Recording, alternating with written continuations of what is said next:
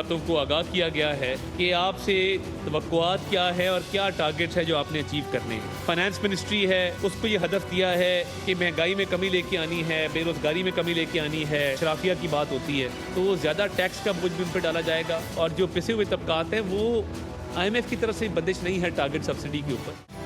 वजारतों को IMF के अहदाफ पूरे करने का हदफ, अवाम को जल्द रिलीफ देने का वादा। वजीर इत्तलात अता तारड़ कहते हैं वजारत खजाना को महंगाई और बेरोजगारी में कमी लाने का हदफ दिया। वजारत निजकारी को PIA की निजकारी और वजारत दाखिला को गैर कानूनी असलहे के खिलाफ क्रैकडाउन का टारगेट दिया गया।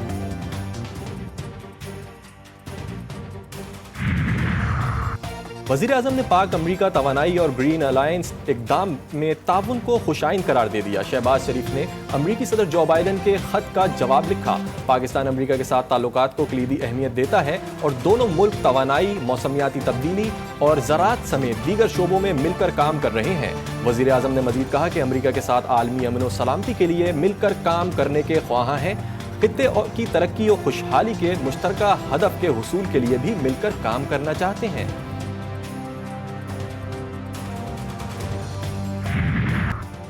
PTI ने सिंध में मैदान खाली कर दिया। 12 सेनेट की नशस्तों पर हिस्सा न लेने का ऐलान, जाली निजाम का हिस्सा नहीं बनना चाहते। तहरीक इंसाफ सिंध के सदर का ऐलान, सूबे में ऐवान बाला की तमाम नशस्तों पर बिला मुकाबला उम्मीदवार कामयाब होने की तवक्को। 10 सीट्स पीपल्स पार्टी, एक मुत्तहिदा और एक आजाद उम्मीदवार फैसल बाडा को मिलने का इम्कान। तहरीक इंसाफ सैन इंतखाबात के बाइकआउट का बहाना बना रही है। सूबाई वजीर शर्जील इनाम मेमन का रद्द-ए-अमल कहते हैं PTI अब भी इलेक्शन लड़ रही है। उन्होंने रिटायरमेंट फाइल नहीं की। उनकी प्रेस कॉन्फ्रेंस बयानबाजी और कहानी से ज़्यादा कुछ भी नहीं। बानी PTI सिर्फ मुल्क में बदअमनी और बेबुनियाद इल्ज़ामात की सियासत चाहते हैं।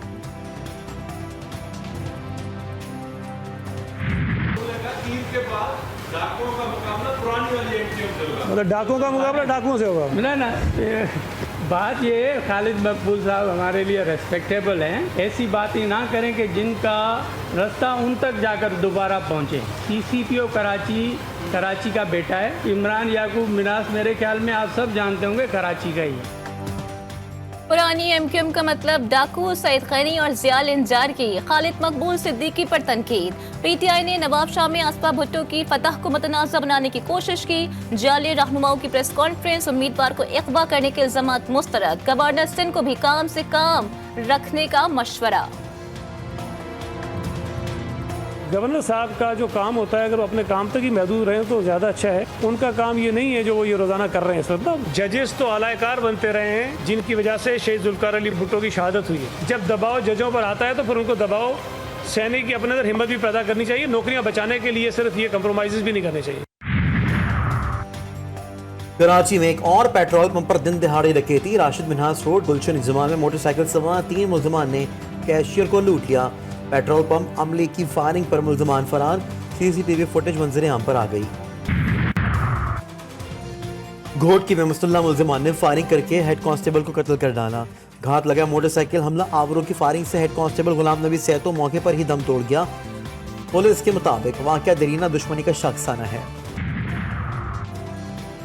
कराची में इंतजामिया की गफलत से एक और घर में सफ़े मातम बिछ गई। न्यू कराची सेक्टर 5F अल्लाह वाली चुरंगी ग्राउंड में वाटर बोट के टैंक में गिरकर 8 साल मोहम्मद अफगान जाँ बहक हो गया। पंजाब में बूटी माफिया के मुनज़्ज़म गिरोह का इंकशाफ। चेयरमैन लाहौर तालीमी बोर्ड मुअत्तल। प्राइवेट स्कूल माफिया ने अपने बच्चों को नंबर्स दिलवाने के लिए 80,000 रुपए में सेंटर्स खरीदे। पर्चे का रेट 4,000 से 7,000 के दरमियान मुकर्रर। वजीर तालीम पंजाब राना सिकंदर हयात कहते हैं पेपर्स माफिया ने मुझे धमकियां दी, ऑफर्स भी की गई। पंजाब को सिंध और कराची नहीं बनने दूंगा। अब तक 30 अफराद गिरफ्तार किए जा चुके हैं। जल्द बड़े बड़े लोग बेनकाब होंगे।